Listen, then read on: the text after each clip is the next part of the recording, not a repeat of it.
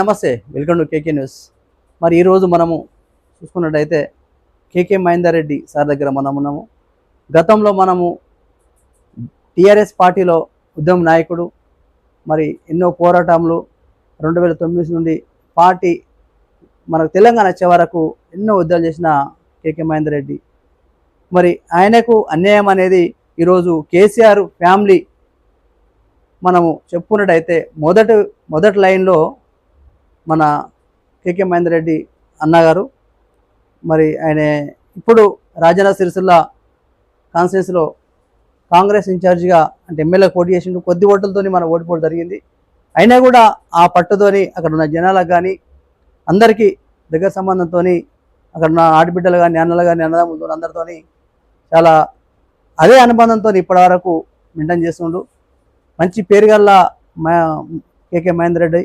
మరొక్కసారి అన్నతో మాట్లాడేద్దాం. అన్న నమస్తే. అన్న, సంస్థల్లో ఎటువంటి గుడ్డ అయినా అంటే ఆర్టీసీ వాళ్ళు వాడే గుడ్డ కానీ, డాక్టర్ల మెడికల్ అండ్ హెల్త్ డిపార్ట్మెంట్లో వాడే గుడ్డ కానివ్వండి, ఇవాళ పోలీస్ డిపార్ట్మెంట్లో వాడే గుడ్డ కానివ్వండి, అలాగే అనుబంధ సంఘాలకు అనేకమైన సోషల్ వెల్ఫేర్ హాస్టల్స్లో కానివ్వండి, విద్యా సంస్థల్లో కానివ్వండి, ఈ వాటిలాడే గుడ్డ అంతా కూడా టెస్కో ద్వారానే కొనుగోలు చేయాలి. మీరు టెస్కోకే ఇవ్వాలి. టెస్కో ఏం చేయాలి? మీరు అందరికీ ఇవ్వాలి.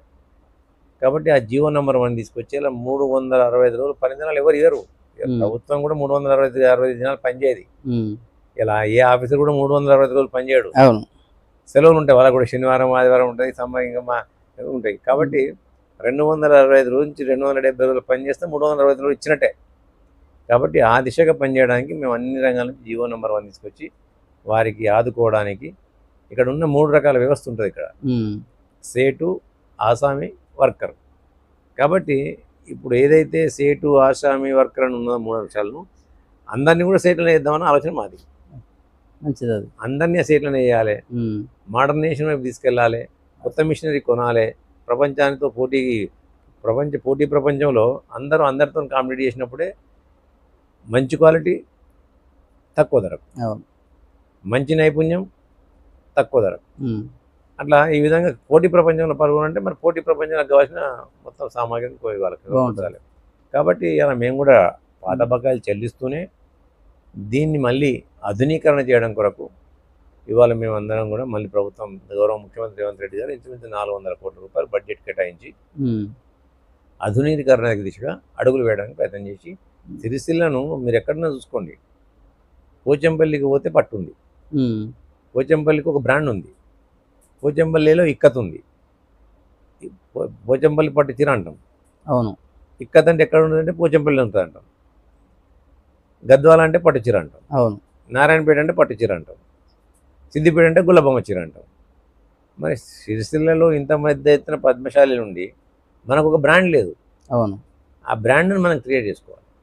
ఇప్పుడు ఏదో బతుకమ్మ చీరలు ఆర్డర్ ఇచ్చింది, మేము ముద్రించినామా ఇచ్చేసినామా అంటే భావి తరాలు బతుకమ్మ ఒక 2-3 నెలల వరకే కదా అన్న. 3 నెలలు వర్క్ ఇచ్చి పెడతారు. అది కొన్ని కోట్ల రూపాయల స్కామ్ అది. అయితే శాశ్వతంగా వర్క్ ఇవ్వాలన్న ఉద్దేశం కొద్దీ మా దిశగా మేము అడుగులు వేస్తున్నాం. తప్పకుండా సిరిసిల్లలో వస్త్ర ప్రదర్శన కాపాడుకుంటాం, దాన్ని కడుపులో పెట్టి చూసుకుంటాం మేము. ఎందుకంటే కాంగ్రెస్ పార్టీ అంటేనే దళిత బడుగు బలహీన వర్గాలకు, సబ్బండ వర్ణాలకు అండగా ఉండే పార్టీ అది. కాబట్టి అన్ని వర్గాల వారిని అందరినీ కూడా సమానంగా చూసుకునే బాధ్యత మా గౌరవ ముఖ్యమంత్రి రేవంత్ రెడ్డి గారు చూసుకుంటారు. దానిలో ఎటువంటి ఇలా ఏమంటారు, దీనికి లోన్ కావాల్సిన అవసరం లేదు. ఇలా సిరిసిల్ల పద్మశాలి ఈ సోదరులు ఎవరు కూడా ఎటువంటి ఆవేశాలకు కానీ ఎటువంటి భయభ్రాంతులకు కానీ గురి వాళ్ళకి పనులు లేక రోడ్డు మీద పాపడాలు అమ్ముకుంటారు, పాల ప్యాకెట్లు వేసుకుంటారు. అంటే వీళ్ళకు మామూలు చిన్న ఫ్యాక్టరీ ఉన్న వాళ్ళు మొత్తం బంద్ అయిపోయింది. కాబట్టి ఏం విధి లేక ఇంట్లో వెళ్ళాలన్నా, పిల్లలు చదివించుకోవాలన్నా ఇప్పుడు ఎట్లా ఉంది, వాళ్ళు పని చేసుకునే పరిస్థితి. కాబట్టి అన్న వాళ్ళ పరిస్థితి ఎలా అయిపోయిందంటే ఒక వేరే పని చేసుకుంటారు. ఇప్పుడు నేనేమంటున్నానే, అటువంటి పరిస్థితి రావద్దని అందరం కోరుకుంటాం. కానీ పరిశ్రమలు ఆటుపోట్లు అంటే తప్పాయి. ఇప్పుడు మీరు రైతును చూసుకోండి, రైతును చూసుకున్నట్టయితే ఆరుగాలం కష్టపడి గడించిన పంట ఆఖరికి వస్తే ఒక వడగల్ల వాన పడిపోతుంది. అవునా కదా? పండించిన ధాన్యాన్ని కళ్ళంలో పోస్తే ఎంత పెద్ద వర్షం, పండించిన ధాన్యాన్ని కళ్ళంలో పోసిన తర్వాత వర్షం వచ్చి కొట్టుకుపోతుంది. అంటే ఇటువంటి ఆటుపోట్లు అనేది ఎంత పెద్ద పరిశ్రమలు కానీ ఉంటాయి ఇవాళ. దానికి మనిషికి కావాల్సిన ధైర్యం. ధైర్యంతోనే ముందుకు పోవాలి మనం. ఇప్పుడు ఒక పంట కంపల్సరీ రైతు అనేటోడు ఒక పంట ఎట్టగా నష్టపోతాడు. ఒక పంట రాదు ఎప్పుడు కూడా. పంట వండిన కానీ పంట అన్ని కళ్ళల్లో ఉంది, రెండు మొలకలు పంటలు వస్తున్నాయి, ఎవరు కొంటలేరు రెండు కదా పంటలు అన్న. పండిస్తే పచ్చి అయిపోతుంది. ఒక 2 పంటలు పండిస్తే ఒక వ్యవసాయదారుని నేను చెప్తున్నా, 2 పంటలు పండిస్తే ఒక పంట నాది కాదు, ఒక పంట ప్రకృతిది. ఆ, ఒకటే పంట నాది, ఆ పంటతోనే నేను బతకాలి, అట్లా ఈ fix సమాజాన్ని బతికేయాలి. ఆ, కాబట్టి నేను ఎవరు చేస్తుంది అటువంటిప్పుడు మేము కూడా చాలామంది వ్యవసాయదారులు 3 ఎకరాలు 4 ఎకరాలు 2 ఎకరాలు ఉన్న వాళ్ళు కూలీగా మారుతారు. పొట్టకూటి కోసము కుటుంబాన్ని పోషించడం కొరకు లంగతనము దొంగతనం తప్ప ఏ మంచి పని చేసినా నేను చట్టం పర్మిట్ చేసే పని ఏది చేసినా తప్పు కాదు అది. ఎందుకంటే ఆత్మ వంచన చేసుకోకుండా, ఆత్మ ధైర్యాన్ని కోల్పోకుండా, ఆత్మస్థైర్యాన్ని కోల్పోకుండా కుటుంబానికి అండగా ఉండాల్సిన బాధ్యత కుటుంబ పెద్దగా మన పైన ఉంటుంది ఇవాళ. అవును. దాన్ని కొంతమంది అభూత కల్పనలు చేసి దాన్ని అది చేసి ఇది చేస్తా అంటే నేను ఆ పరిశ్రమ ఆ రకంగా రావాలని నేను కోరుకోవట్లే, కోరుకొని కూడా దానికి అండగా నిలబడతామని చెప్తున్నాం మీకు. ఎందుకే కానీ విధి లేని పరిస్థితుల్లో పరిశ్రమ వచ్చినప్పుడు కుటుంబ పోషణ కొరకు అనేకమైన వృత్తులు చేపడతారు ఇవాళ. అది చట్టానికి లోబడి, చట్ట పరిమితులకు లోబడి పనిచేసింది ఏది కూడా తప్పు కాదు. ఇవాళ అతను పద్మశాలి. సో ఇప్పుడు నేతలో ఒక పద్మశాలి లేరు ఇవాళ, రేపు వృత్తిరీత్యా పద్మశాలీలు వీవర్స్ ఉండొచ్చు. అవును. కానీ ఇవాళ మీరే చాలామందిని ఎంగేజ్ చేస్తున్నారు ఇవాళ. నేను ఈ భువనగిరి ఏరియా పోతే గౌడన్నలు కూడా నేతలు ఉన్నారు. అవును. గౌడన్నలు కూడా వేరే కులపులు కూడా ఇలా మఫత్రాలు అందరూ వీవర్లు కాదు. ఎవరు మఫత్రాలు, గివర్న్స్, రేమండ్స్ వీళ్ళందరూ ఎవరు వీవర్లు కాదు. వృత్తిని వృత్తిగా చూస్తూనే ఒక ఇండస్ట్రియలైజ్ చేయాలి, మోడర్నైజ్ చేయాలి.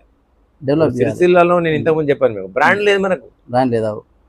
పరంధాములు గారు అగ్గిపట్టదే బట్టి చీరనేసి ఇలా ఒక రికార్డు సృష్టిస్తే ఇవాళ అది సిరిసిల్ల బ్రాండ్ కాదని చెప్పుకోవడానికి వజిగిపోతారు. కాబట్టి సిరిసిల్లలో ఉన్న పద్మశాలీలు కూడా మనం కూడా ఒక బ్రాండ్ని క్రియేట్ చేసుకోవాలి. సిరి బ్రాండ్, సిరిశాల ఉన్నది, సిరిసిల్ల అని పేరు ఉంది, పేరు చేయండి, ఒకటి సిరి బ్రాండ్ అని తీసుకురండి. ఏదో ఒకటి టవల్ నేస్తావా, మచ్చర్దాన్లు నేస్తావా, ఇంకోటి ఏదైనా నేస్తావా, నెయ్యి నేసి నువ్వు పట్టుకురా. దానికి కావాల్సిన ప్రోత్సాహాలు ప్రభుత్వం ఇస్తుంది. ఏదైతే ఇన్ఫ్రాస్ట్రక్చర్ ఉంటుందో, సబ్సిడీలు ఉంటాయో వాటన్ని ఇప్పుడు రైతుకున్నది ఉచిత కరెంట్ అంటారు. ఉచిత కరెంట్ అంటే ఉచిత కరెంట్ వాడు 24 గంటలు వాడు. వాడేది పొలం మారడానికి ఎన్ని గంటలు, 3 గంటలు 4 గంటలు అవసరం ఉంటుంది. ఆ 3-4 గంటలే వాడతాడు. చాలా మంది ఏమంటారు, రైతులకు ఉచిత కరెంట్ ఇస్తలేరా మీరు అంటారు. ఇలా మగ్గం నేయాలంటే ఎన్ని రోజులు 24 గంటలు వాడాలి నువ్వు. మినిమం 8 నుంచి 10 గంటలు నువ్వు వాడాలి. దాన్ని కూడా 50% సబ్సిడీ ఇస్తుండ్రు, ఇవ్వడానికి సిద్ధంగా ఉన్నారు. కానీ దాన్ని కూడా మనము వేరే రకంగా దుర్వినియోగం చేయకూడదు. ఇలా ప్రభుత్వం అనేది ప్రోత్సాహకాలు ఇస్తుంది, ప్రభుత్వం పరిశ్రమకు అండగా నిలబడుతుంది, నీకు కావాల్సిన ఇన్ఫ్రాస్ట్రక్చర్ ఇస్తుంది, మార్కెటింగ్ ఇస్తుంది.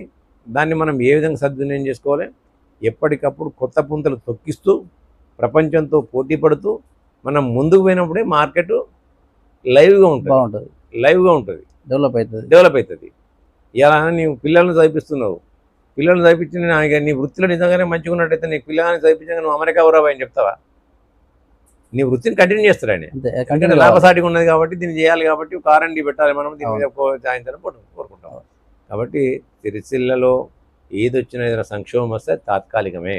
ఇప్పుడు వడ్ల విషయంలో రైతులతో ఒకసారి ఇది కూడా ఇప్పుడు ఉన్న రాజకీయాలు అయితే ఇప్పుడు 4 నెలల్లో ఇదే మనకు ఈ ఎంపీ రాజకీయాలు ఇదే బిజీలు అయిపోయింది. రైతులు ఆ పంట అక్కడనే ఉండి మొలక వెళ్ళిపోతుంది, వాళ్ళ పరిస్థితి ఏందన్న? పచ్చి కూడా కొంటాను, అది కూడా కొంతమంది కొంటలేరు కదా. దానిపైన కొంతమంది రాజకీయ బీహార్లు మాట్లాడే మాటలు ఇవి. అధికారం కోల్పోయి మతి భ్రమించి మతి స్థిమితం తగ్గిపోయి కొంతమంది వాళ్ళ కుటుంబ సభ్యులు జైల్లో ఉన్నందుకు మతి భ్రమించి వాళ్ళకి మీద బుర్రలో ఉండాల్సిన మెద తీసుకొచ్చి మోచిపల్లలకు వేయింది వాళ్ళకు. ఇవాళ వాళ్ళకు ఆత్మవంచన చేసుకోకుండా ఆత్మ పరిశీలన చేసుకుంటే ఇవాళ ఎవరైతే మాట్లాడుతున్నారో ఆ మాటలు, ఆ కేటీఆర్ పోయి ఒకసారి సిరిసిల్ల నియోజకవర్గంలో ఎన్ని మెట్రిక్ టన్నులు మేము తీసుకున్నాము, ఎంత ఉన్నది చూడండి. సిరిసిల్ల నియోజకవర్గంలో 232, 223 ఐకేపీ సెంటర్లు ఉంటాయి, ప్యాడీ పర్చేసింగ్ సెంటర్స్. 95% మంది దెర్ ఇస్ నో స్టాక్, కొనడానికి వడ్లులేవాడ, కొనడానికి వడ్లులేవాడ. కొంతమంది వెనకాల ఉంటారు. కొంతమంది వరేసేటప్పుడు కానీ ఎవరు కానీ ఇవాళ నువ్వు 2 రోజుల ముందు మొదలేస్తే 2 రోజుల ముందు కోతకు వస్తుంది, 10 రోజులు వెనక్కేస్తే 10 రోజుల తర్వాత కోతకు వస్తుంది. అక్కడక్కడ 95% అయిపోయింది. 10% మిగిలింది మేము అంటలేము. ఇలా నీ మాదిరిగా తూకాల్లో లోపాలు, అప్పుడు క్వింటాల్ వడ్లు అమ్మితే 10 కిలోలు కోత. ఇప్పుడు మా దగ్గర ఏంది, బస్తానే మేము బాధపడతా. ఇలా 3 రోజులు డబ్బులు పడుతున్నాయి. ఆడ క్లియర్ 3 రోజులు పడుతున్నాయి. ఉంటే ఎక్కడో రెండు కళ్ళ 3 కళ్ళ ఉన్న సిరిసిల్ల కాన్స్టెన్సీ ఉంది. మొత్తం తిప్పి కొడితే నేను 10 లారీల వడ్లు మిగిలలేం కాడ.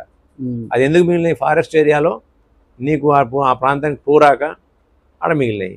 ఇంకోటిగా గంభీరపేట మండలం ఉంటుంది నారా, ఆడ సిరిగాద్ అనే ఊరు ఉంటుంది, కొత్తపల్లి అనే ఊరు ఉంటుంది, కోళ్ళమద్ద అనే ఊరు ఉంటుంది. ఆ 3 ఊర్లల్లో మేము మా దగ్గర వరి నాటుకేస్తే అది ఈనడానికి వస్తుంది. అప్పుడు వాళ్ళు నాట్లు మొదలు పెడతారు. ఇప్పుడు అవి కోతకు వస్తాయి. ఆ వడ్లు ఆడ కళ్ళాలు ఉన్నాయి. ఇప్పుడు వర్షాలు వచ్చినాయి. నాని దాన్ని కూడా మేము ఆల్రెడీ అంటే మీరు అనేది అది చూపిస్తారు మీరు. అంతే మరి. సన్యాసులకు వ్యవసాయం గురించి తెలుస్తుంది. ఇప్పుడు వ్యవసాయం గురించి తెలిసిన వాడికి వ్యవసాయం గురించి మాట్లాడితే మంచిగా ఉంటుంది. ఆడు ఎక్కడో అమెరికా నుంచి దిగొచ్చి ఇక్కడ గాలి వాడడానికి ఎమ్మెల్యే మంత్రి అయ్యే పేరు మీద మాట్లాడితే గట్లనే ఉంటుంది. గాలి వాడడానికి అయిన వాళ్ళు అందరూ గాలి మాటలే ఉంటాయి అవన్నీ.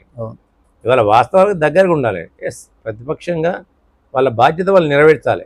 కాదని అంటే మన తప్పులు జరగవచ్చు, జరిగిందని ఎత్తి చూపాలి. ఎత్తి చూపడంలో తప్పు లేదు. కానీ దాన్ని ఏదో గోరంతను కొండంతలు చేసి ఇలా ప్రపంచం మునిగిపోయినట్టు, నేనున్నప్పుడేమో మీరున్నప్పుడేదో అద్భుతాలు సృష్టించినట్టు, మీరు మొత్తం మీ అధికారం పోగానే ప్రజలందరూ ఇక్కట్లలో పడ్డట్టు, అధికారం లేక నీకు పిచ్చి లేచి నువ్వు ఇక్కట్లలో పడ్డావు. ఎందుకంటే నీ ఇష్టారాజ్యం నడతలేదు ఇప్పుడు. కాబట్టి నీ యొక్క అధికారం కోల్పోయిన దుగ్ధను ప్రజల మీద చూపించే ప్రయత్నం తప్ప ఇంకోటి కాదు ఇది. నేను ఇంతకుముందు చాలాసార్లు చెప్పాను. పెద్దసారికేమో పెద్ద మీద దెబ్బతిన్నది, చిన్నసారికేమో చిన్న మీద దెబ్బతిన్నది. ఆ మధ్యలో ఇంకో లంబుకం ఉంటాడు. ఆయనకున్న దమాకేమో శీలమండలకు పోయింది. హరీష్ రావు ఆయనకు దమాకేమో శీలమండలకు పోయింది. ఆయన మాట్లాడతారు. నిన్న మనం మాట్లాడుకుంటా ఇలా నిరుద్యోగ వృత్తి అంటే నీ మామ ఇచ్చిండా? నీ మామ ఎప్పుడు ఇచ్చిండే? 5 సంవత్సరాలు ఏలిండు. 5 సంవత్సరాల ఒక్క నెలక నిరుద్యోగ వృత్తి చేసిండా? నేను ఇచ్చింది 5 నెలలు అయింది. నువ్వు ఇచ్చిన బడ్జెటే లోటు బడ్జెట్, 7 లక్షల కోట్ల అప్పులతో ఇచ్చినావు నువ్వు. నాకు ఇచ్చిన దానిలో నేను ఇంతమందికి ఇచ్చేస్తున్నా. నీ మామ చేసిన అప్పుకు సంవత్సరానికి 70,000 కోట్లు నేను అప్పు కట్టాలి, కిస్తీ కట్టాలి. తక్కిన నేను 40,000 కోట్ల రూపాయలు జీతాలు ఇవ్వాలి. ఇక మిగిలిన 15 లక్షలు కానీ 15,000 కోట్ల నేను ఏం చేసినా అంత మాత్రం సోలేము. నువ్వు మంత్రి పదవి చేస్తావు, ఇరిగేషన్ మంత్రి ఉంటివి. ఇవన్నీ చేసినప్పుడు నేను పెండింగ్ బిల్లులే 40,000 కోట్లు పెట్టిపోయినవాడా. ఆ బిల్లులు ఏం చెప్పేయాలి కదా. ఆడికైనా 6 గ్యారెంటీలు ఏవైతున్నాయో అవన్నీ మేము చూసే తప్పకుండా చేస్తున్నాం. ఇవాళ ఒకటి ఇంకొకటి చేస్తాం. మా బాధ్యత, మాట ఇచ్చినాం, మేము చేస్తాం తప్పకుండా. ఓకే, థ్యాంక్ యూ అన్న. చూసాం కదా మరి ఈరోజు కేకే మహేందర్ రెడ్డి మరి ఎంత ఓపిక కొద్దీ మనం అడిగిన క్వశ్చన్కు చాలా బ్రహ్మాండంగా ఆన్సర్ ఇచ్చిండు. తెలియక ఏదేదో మాట్లాడుతుంటారు తెలంగాణ ప్రజలరా, ఇది పరిస్థితి. కాబట్టి అన్న ఎంతో బిజీ ఉండు కూడా మనకు సమయం ఇచ్చిండు. చాలా థ్యాంక్స్ అన్న, చాలా థ్యాంక్స్.